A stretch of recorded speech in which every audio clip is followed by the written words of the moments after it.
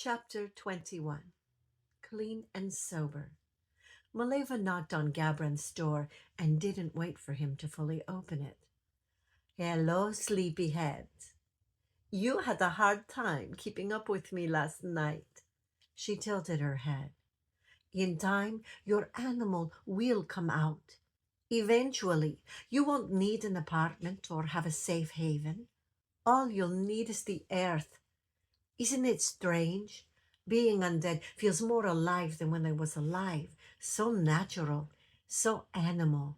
She waved her hand. Chartry flapped her lips at me for keeping you out all night. Camarilla priorities. But what kind of kindred would you be if you are weak? I take a great interest in my child. You are my first and my only. She looked at him. What do you want to do tonight? Gabrinth wanted to run. They did. Abigail didn't knock. She used a key and let herself in. Darth, my Darth, San Francisco is pretty much off limits to us. Different prince, more politics than it's worth. But there is an underground jazz club in East Palo Alto. Tomorrow night, we'll go. She dropped into a chair. The jazz is amazing. Most of the musicians are human, but there is a toreador there, which is rare. Most toreadors look down on improvisational jazz. I suspect because so few of them can play it worth a damn. She stood. I have something to tend to.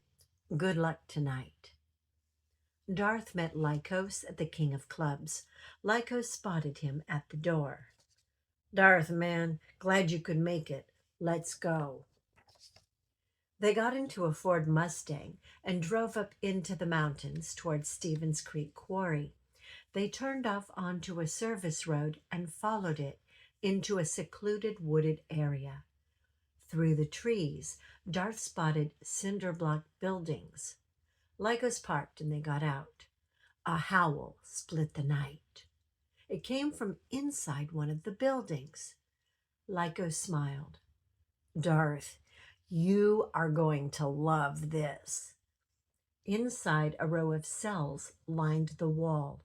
In one of them, chained by his hands and feet, was something Darth approached with curiosity.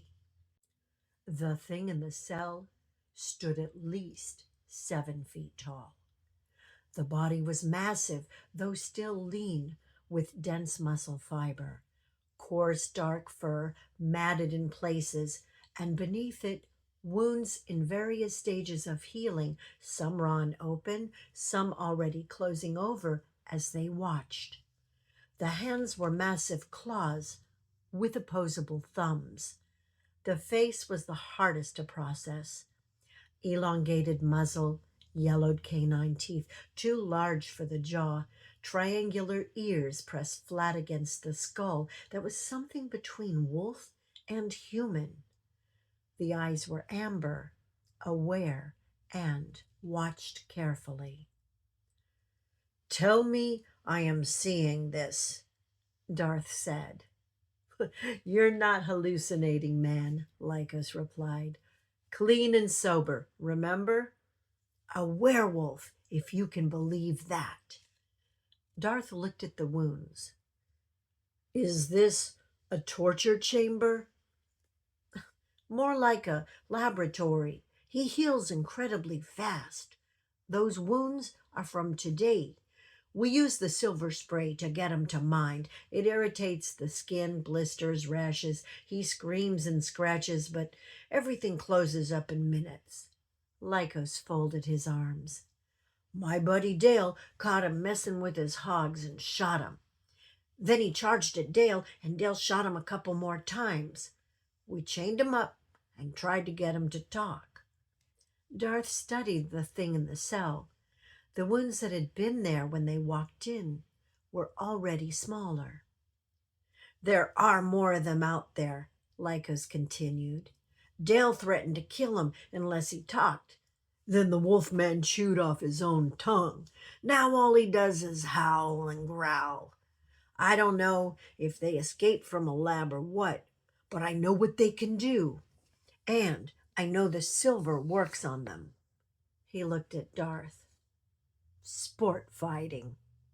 Think about it. We could make a fortune. Let's get you back." Darth moved closer for a last look. The creature growled at him. "I don't think he likes you," Lycos said. Darth figured the werewolf recognized him as a vampire and was glad it couldn't talk. It howled once, long and loud, as they walked out. The sound followed them all the way back to the car.